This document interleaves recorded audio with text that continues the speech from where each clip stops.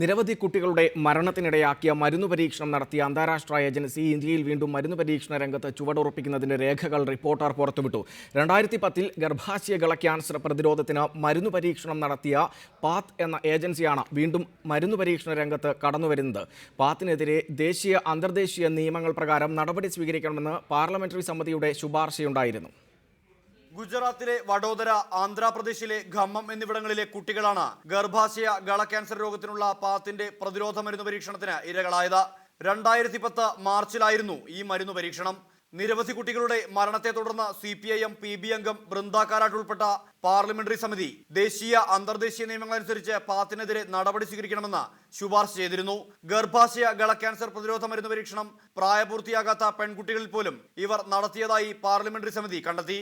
എന്നിട്ടും ഇതേ company വയറിളക്ക രോഗത്തിനുള്ള rota vaccine മരുന്ന് പരീക്ഷണത്തിന് ഇന്ത്യയിൽ സഹായം നൽകുന്നതിന്റെ തെളിവുകളാണിത്.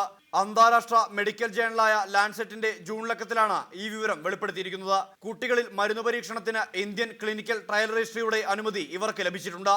മുതിർന്നവർ നടത്തിയ ശേഷമേ കുട്ടികളിൽ മരുന്ന് പരീക്ഷണം നടത്താവൂ എന്ന അന്താരാഷ്ട്ര ഉടമ്പടികൾ പോലും പാത്ത് ലംഘിച്ചിട്ടുണ്ട്.